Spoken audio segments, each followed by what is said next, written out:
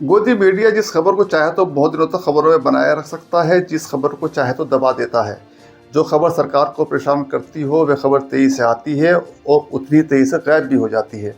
जिस खबर से सरकार खुश हो वह लंबे वक्त तक टंगी रहती है। इलेक्टोरल बॉन्ड के बारे में वित्त मंत्री निर्मला सीतारमण के पति प्रभाकर ने क्या कहा, ये खबर आपको गोदी मीडिया में नहीं मिलेगी। वित्त मंत्री के पति इलेक्टोरल बॉन्ड को लेकर नरेंद्र मोदी सरकार की आलोचना करें, यह गोदी मीडिया कैसे दिखा सकता है।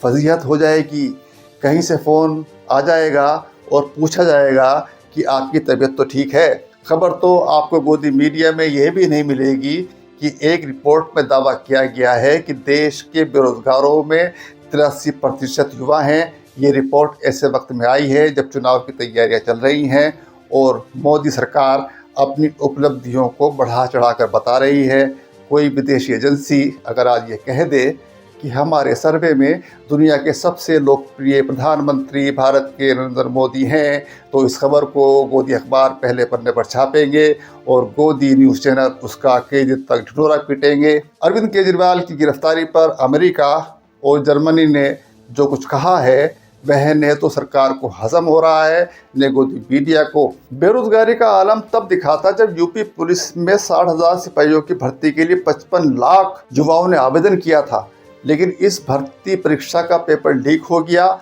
और परीक्षा स्थगित कर दी गई। इस तरह 55 लाख युवा अधर में लटक गए। इससे थोड़ा पीछे जाएं और अगस्त 2018 की बात करें तो यूपी पुलिस ने चपरासी के 62 पदों की भर्तियां निकाली थी, जिसके लिए 93,000 उम्मीदवारों ने आवेदन किया था। इस पद के लिए जरूरी योग्यता 5वीं पास और सैलरी 20,000 रुपये तक की तय की गई थी। जब उम्मीदवारों के आवेदन देखे गए तो कुल आवेदनों में से बस 7400 आवेदन ही थे जो 12वीं तक के छात्रों के थे। बीटेक एमबीए के छात्रों के साथ पीएचडी किए हुए उम्मीदवारों के भी आवेदन आए थे चपरासी के पद के लिए। 3700 पीएचडी, 50,000 ग्रेजुएट, 28,000 बीटेक या ग्रेजुएट के आवेदन प्राप्त हुए थे। बेरोजगारी का मुद्दा हमेशा ही मुखर रहा है, लेकिन 2014 के बाद से जिस तरह से बेरोजगारी बेतहाशा बढ़ी है वह अभूतपूर्व है। इंटरनेशनल लेबर ऑर्गेनाइजेशन और इंस्टीट्यूट फॉर ह्यूमन डेवलपमेंट में एक रिपोर्ट जारी की है। इस रिपोर्ट का जिक्र गोदी अखबारों और गोदी न्यूज़ चैनलों में कहीं नहीं हुआ होगा, ऐसा मुझे पूरा विश्वास है, पूरा यकीन है। इस रिपोर्ट के मुताबिक देश के बेरोजगारों में 83% युवा हैं। भारत के कुल बेरोजगार लोगों में साल 2022 में 62.7% शिक्षित युवा थे, जबकि साल 2000 में यह हिस्सेदारी 54.2% थी। रिपोर्ट में बताया गया है कि देश में माध्यमिक शिक्षा के बाद स्कूल छोड़ने की दर अभी भी काफ़ी ज़्यादा है। रिपोर्ट में वेतन के बारे में भी बताया गया है कि देश में लोगों का वेतन ज़्यादातर एक जैसा रहा है और ये घटा ही है। रिपोर्ट कहती है कि नियमित श्रमिकों और स्वरोजगार करने वाले व्यक्तियों के वेतन में साल 2019 के बाद नकारात्मक प्रवृत्ति देखी गई है। इतना ही नहीं, बिना स्किल वाले श्रमिकों को साल 2022 में न्यूनतम वेतन तक नहीं मिला है। टेक्नोलॉजी से जुड़े बदलावों ने कौशल और रोजगार के प्रकारों की मांग को भी प्रभावित किया है। रिपोर्ट के अनुसार हाई और मीडियम स्किल वाली नौकरियों और गिग अर्थव्यवस्था में युवाओं का बेहतर प्रतिनिधित्व है। हालांकि इन क्षेत्रों में भी नौकरी की असुरक्षा अभी भी चिंता का विषय बनी हुई है। रिपोर्ट में भारत के युवाओं में बुनियादी डिजिटल साक्षरता के अभाव के बारे में बताया गया है। इस वजह से उनकी रोजगार की क्षमता में रुकावट आ रही है। बताया गया कि 90% भारतीय युवा स्प्रेडशीट में मैथ्स के फार्मूला लगाने में असमर्थ हैं। 60% युवा फाइलें कॉपी और पेस्ट नहीं कर सकते। वहीं 75% युवा किसी अटैचमेंट के साथ ईमेल भेजने में असमर्थ हैं। रिपोर्ट महिला श्रम बल भागीदारी की कम दर के साथ लेबर मार्केट में बढ़ते जेंडर गैप पर भी प्रकाश डालती है। रिपोर्ट के मुताबिक युवा महिलाओं, विशेषकर उच्च शिक्षा प्राप्त महिलाओं को रोजगार हासिल करने में काफ़ी चुनौतियों का सामना करना पड़ता है। गोदी मीडिया चाहता है कि आप मान लें कि देश की अर्थव्यवस्था कुलाचे मार रही है, नौकरियों की भरमार है और भारत 1947 तक विकसित देश बन जाएगा, जैसा मोदी बार बार कहते हैं। वैसे सरकार ने मनरेगा के मजदूरों पर काफ़ी कुछ कर्म किया है। सरकार ने मनरेगा की मजदूरी में 7 रुपए की भारी भरकम बढ़ोतरी की है। 7 यानी 7, 60 या 60 मत समझ लीजिएगा आप, ओनली 7 रुपीज की बढ़ोतरी की गई है। इस पर कांग्रेस सांसद राहुल गांधी ने चुप्पी लेते हुए एक्स पर लिखा है, मनरेगा श्रमिकों को बधाई, प्रधानमंत्री ने आपका मेहनताना 7 रुपए बढ़ा दिया है। अब शायद वह आपसे पूछे कि क्या कीजिएगा आप इतनी बड़ी धनराशि का, और 700 करोड़ रुपए खर्च करके आपके नाम पर धन्यवाद मोदी का अभियान भी शुरू कर दें। जो मोदी जी की इस अपार उदारता से नाराज है वो याद रखें कि इंडिया गठबंधन की सरकार आई तो पहले दिन हर मजदूर का मेहनताना बढ़ाकर 400 रुपये प्रतिदिन करने वाली है। राहुल गांधी का तंज करना शायद गोदी मीडिया को अच्छा न लगे, हो सकता है कि वह इसे गरीबों का मजाक बनाना बता दे। बहरहाल मनरेगा प्रोग्राम की शुरुआत साल 2015 में तत्कालीन कांग्रेस सरकार के ग्रामीण विकास मंत्रालय द्वारा की गई थी।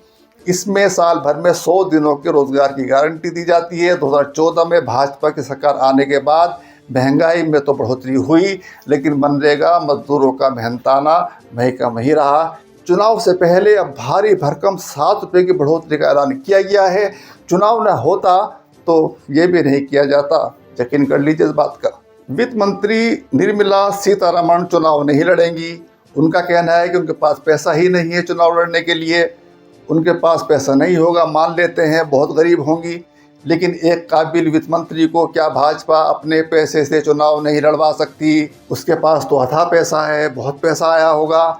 चलिए नहीं लड़ेंगी निर्मला सीतारमण, लेकिन क्या आपको ये पता है कि निर्मला सीतारमण के पति प्रहलाद प्रभाकर ने क्या कहा है? नहीं पता होगा, क्योंकि इस खबर को न तो गोदी अखबारों ने छापा है न गोदी न्यूज चैनलों ने दिखाया है। आंध्र प्रदेश में संचार सलाहकार रहे और जाने माने अर्थशास्त्री और केंद्रीय वित्त मंत्री के पति प्रहलाद प्रभाकर ने कहा है कि भाजपा को इलेक्टोरल बॉन्ड की कीमत चुकानी होगी।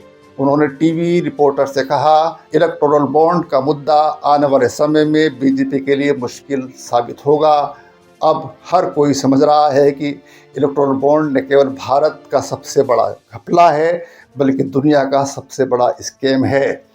इस मुद्दे के कारण भाजपा को मतदाता ज़रूर सज़ा देंगे।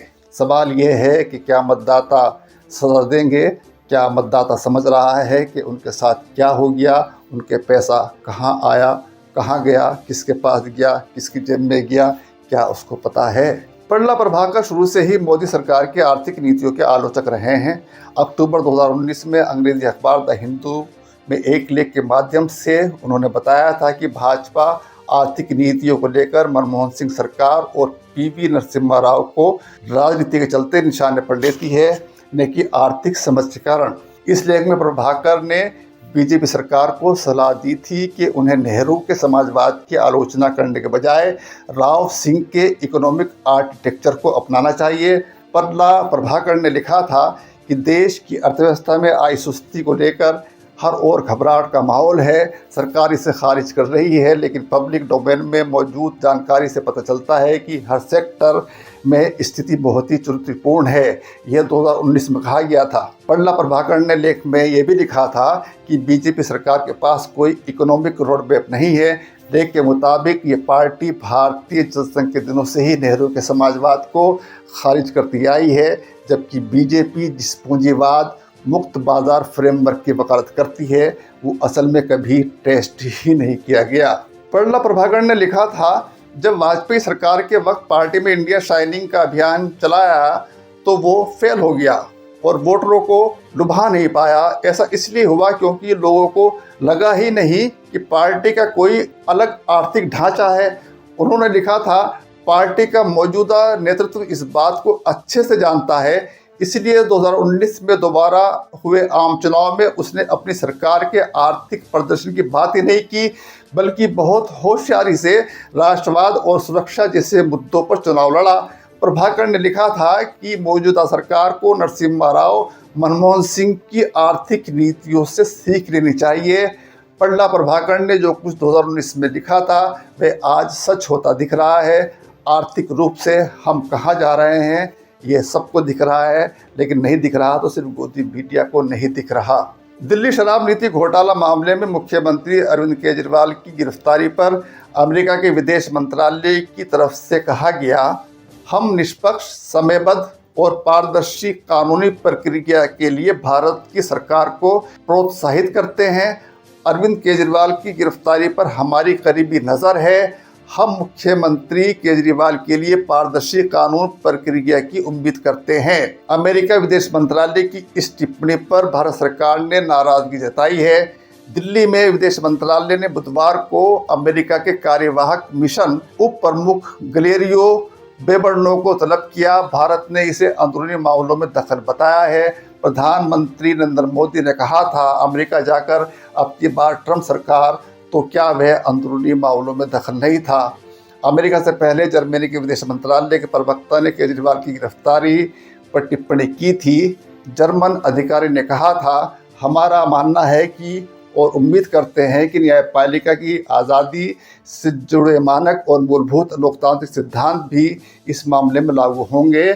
इस पर भी भारत सरकार ने अंदरूनी मामला बताया है। जब प्रधानमंत्री विदेश में जाकर घरेलू राजनीति पर बात करते हैं, विपक्ष को कटघरे में खड़ा करते हैं, भारतीय प्रवासी मोदी करते हैं, तो वह क्या होता है। बहुत बहुत शुक्रिया।